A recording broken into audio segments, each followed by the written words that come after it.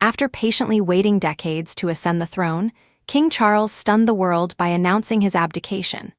This unexpected decision sparked a whirlwind of questions. Was it driven by personal reasons or by the crushing weight of royal duties? Join us as we delve into the circumstances behind his announcement and explore its impact on the oldest heir to become king. On September 8, 2022, Charles succeeded to the United Kingdom's throne upon the death of his mother, Queen Elizabeth I. At 73, he made history as the oldest heir apparent ever, surpassing Edward VII's record of 59 years set in 2011. He also became the oldest person to become monarch, outdoing William IV, who was 64 when crowned in 1830. The following day, at 6 p.m., Charles addressed the nation for the first time as sovereign, paying an emotional tribute to his late mother. He revealed that his eldest son, Prince William, would receive the title Prince of Wales. On September 10, the Accession Council officially proclaimed Charles as king in a televised ceremony, allowing the public unprecedented access to the moment. Dignitaries in attendance included Queen, Prince William, Prime Minister Truss, and 6 former British prime ministers. The proclamation echoed across England, Scotland, Wales, Northern Ireland, Canada, Australia, and other Commonwealth realms. Charles's coronation took place on May 6, 2023, at Westminster Abbey. Operation Golden Orb, the ceremony was designed to be more understated than Queen Elizabeth's crowning in 1953. Charles aimed for a service reflecting Britain's modern diversity, featuring representatives from numerous faiths and communities, but traditional Church of England rites, such as the anointing, the presentation of the orb, and the enthronement, remained central. In July 2023, Charles attended a national Thanksgiving service in Scotland at a cathedral where they received Scottish. Over his lifetime, Charles had held many honorary military titles across the Commonwealth, each realm granting him a unique style, as King of Australia or King of Saint. On the Isle of Man, he was known simply as Lord of.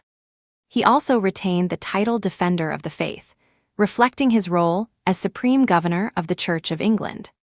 Before his accession, speculations swirled over which regnal name Charles would adopt.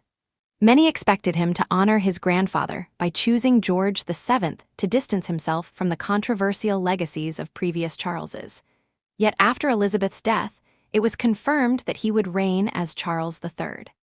In 2012, the late Queen granted Charles the highest ranks in all 3 armed services: Admiral of the Fleet, Field Marshal, and Marshal of the Royal Air Force, in recognition of his lifelong commitment to national service, even after his retirement from active duty in 1976. So why did King Charles choose this moment to step aside? When he faced the cameras and announced his abdication, the world fell silent. Never before had a reigning British monarch voluntarily relinquished the crown. As disbelief rippled across the globe, the media raced to speculate. Had the relentless scrutiny finally taken its toll, or was there a deeper, more personal impetus at play? To the monarchy, this was a watershed event. What would become of the royal family? Would this signal the end of the institution as it had been known, or could it usher in a new, modern era? Charles's choice raised more questions than it answered, leaving both nation and world pondering the ramifications of this historic move. What pressures accompany a lifetime in royal service? While many dream of kingship, for Charles it had felt more like a lifelong wait than a privilege. From birth, he was groomed for these responsibilities, living under unceasing public scrutiny. Comparing his every action to that of his mother, whose 70-year reign grace, power, and dedication must have been exhausting. Despite carving out his own path, he was constantly measured against Elizabeth's extraordinary legacy. The demands of his numerous public engagements, philanthropic projects, and royal duties took their toll on his mental and emotional health. Personal hardships, particularly his turbulent marriage to Princess Diana, their divorce, and her tragic death, have left an indelible mark on his public persona and private life. His relationships with his sons, William and Harry, have also faced public and private strain over the years. By the time he announced his abdication, many viewed the decision as a response to the toll these pressures had taken. Was it fatigue? a desire to safeguard his well-being, or a protest against a system demanding more than any one person could sustain. Regardless of motive, Charles's abdication marked a pivotal moment, thrusting the monarchy into an uncertain future without the figure who had borne its burdens for so long. Since his childhood, Charles has lived under intense media scrutiny. In his early adulthood, he was the world's most eligible bachelor, and tabloids chronicled every aspect of his private life. His marriage to Diana shifted the spotlight, yet her popularity often eclipsed his, compelling him to fight for his own identity. After Diana's death, media intrusion intensified. Tabloids exploited his private affairs, notably his relationship with. Opinion polls over the years reflected this tension.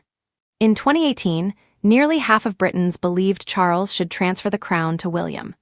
Yet by October 2024, his popularity had rebounded to 62%, indicating that while controversy remained, many still supported him. Charles's frankness on issues from architecture to climate change also drew criticism. As heir, he often expressed strong views, prompting debates. Maintaining the royal standard of neutrality while voicing personal convictions proved a difficult balance. Media scandals, from the leaking of personal diaries in 2006 to the phone hacking scandal in 2011, have highlighted the fraught relationship between monarch and press. Despite the invasions of privacy, Charles has defended media freedom, acknowledging the complex interplay between public figure and press watchdog. The strain of decades of public examination, combined with royal obligations, may have driven Charles to abdicate. The relentless quest for perfection in public life can overwhelm even the strongest individuals. Stepping back might have been his only way to protect himself. Philanthropy has been a cornerstone of Charles's legacy. In 1976, he founded the Prince's Trust with £7,500 from his naval pension. Over the years, he launched 16 more charities, creating a philanthropic network raising over $100 million annually, covering education, environmental sustainability, entrepreneurship, and heritage conservation. In 2010, he established Prince's Charities Canada, followed by Prince's Charities Australia. His philanthropic work extended internationally. He condemned human rights abuses early, such as those by Romanians, and supported causes like the FARA Foundation for Romanian orphans. However, in 2021 and 2022, two of his charities, rebranded as King's Foundation and King Charles's Foundation, faced scrutiny over questionable donations. Although no illegal activity was found, the controversies sparked debate on governance. In 2022, reports emerged that Charles had received €3 million from Qatar's prime minister. Again, no further action was taken, but the revelations fueled discussion. Despite these challenges, Charles's charitable achievements remain a vital part of his legacy. His dedication to global issues underscores a commitment to service that endured even amid scrutiny. Health struggles have also played a role.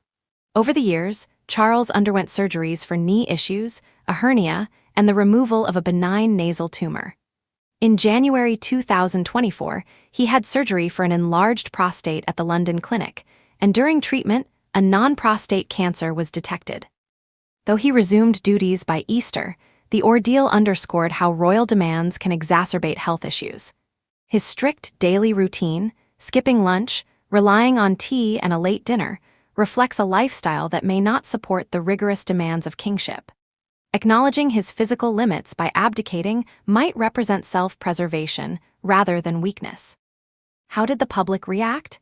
When the abdication was announced, reactions ranged from shock to support.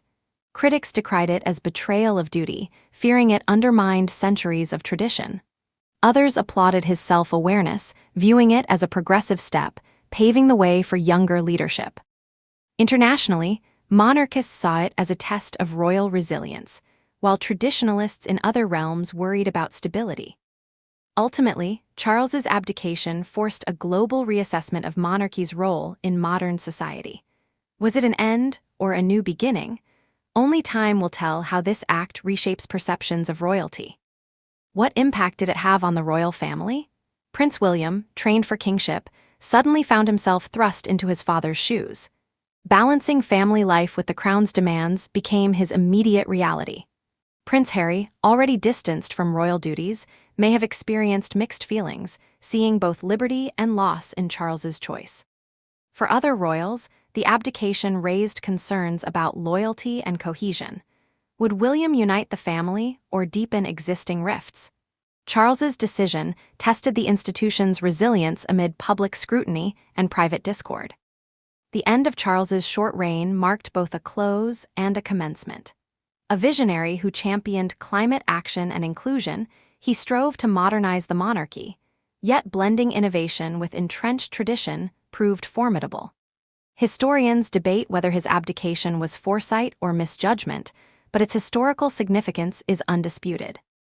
Now, Prince William faces the legacy and the challenges ahead. Will he honor royal customs while guiding the monarchy into a vibrant future?